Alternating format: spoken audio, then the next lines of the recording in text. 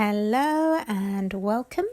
My name is Samantha Francis, FemmePOWER educator and no-nonsense mentor. So today I really want to talk about something that I hear a lot in the spiritual industry in particular, and this is about choosing the pathway of ease. So where do I start with this?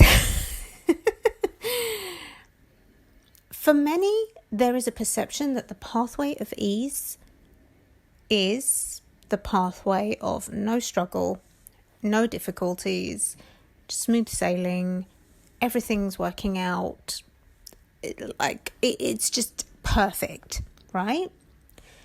And I'm going to have to be really honest with you. This is not the case for a lot of situations. It is just not. For many women, and I say women only because I work with women. This can also apply to men as well. But for many women, the pathway of ease is also a struggle. And here's why. Sometimes you can be put in a situation or find yourself in a situation where you've got to make some tough decisions. Okay? Now, I've had this experience so many times with clients where they've got this predicament happening in their life. They're feeling really stressed out. They just feel stuck and overwhelmed and in freeze mode.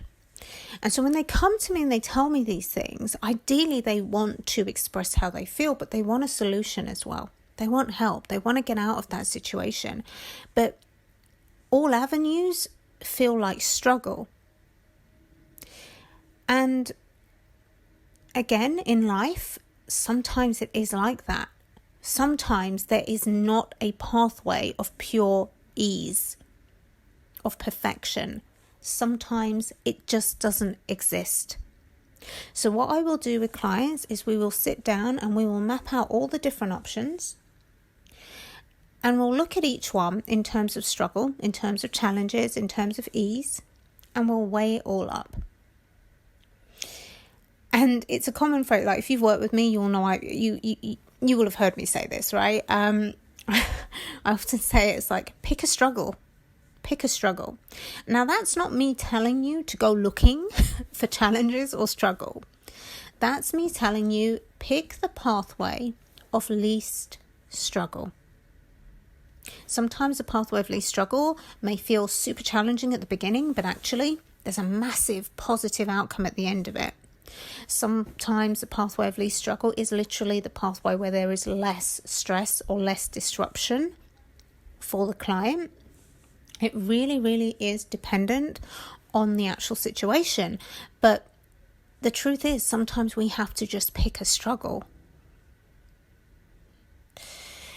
And that's very hard to hear, especially from a lot of people in the spiritual industry. It's like, well, hang on, we've been told there's a pathway of ease. And I'm like, yeah, there is. But sometimes before we get to that plain sailing pathway of ease, and I'll be honest with you actually, in my experience from everything that I know, we are always going to have contrast. Something's always going to happen. So do I actually fully believe that life will be super plain sailing and super smooth and everything's perfect? No, I don't. Okay? But I believe it will be so much easier, so much more fun, so much happier.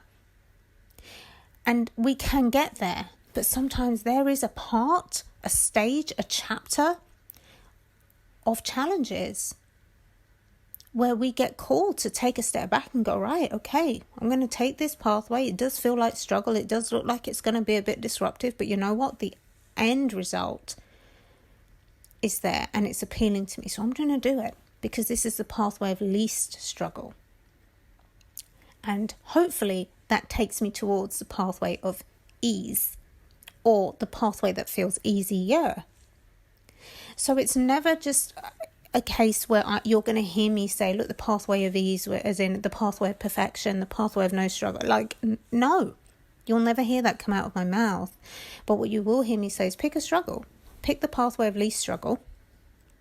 Because if all you have is struggle in front of you, that's all you can do. And also what you'll hear me say is gather the tools, the techniques, the embodiment to support yourself with facing challenges and struggle. Hone in on your discipline. Hone in on your commitment to yourself. Hone in on your emotional intelligence. Learn to manage and regulate yourself so that when these things happen in life, which they will, you are navigating them in such an easier way that actually you don't need your pathway to be super perfect, because you've got you and you know how to manage life. And I wish this was taught in schools so children from a young age can actually understand themselves, understand emotions, understand how to navigate them, raise their emotional intelligence. But unfortunately, it's not. So it's our responsibility as adults to do the work. And when we do the work, we, with very little effort, to be honest with you, we pass it down to our children, because our children are always watching. Our children are always listening, right? But essentially, sometimes we have to pick a struggle, and that's okay. It doesn't mean you failed. It doesn't mean you're doing something wrong. It means you're actually taking control and empowering yourself and giving yourself more confidence by taking on that pathway. So I hope this helps. If you'd like any support, if you have any questions whatsoever, please do get in touch with me, and I'll speak to you very soon.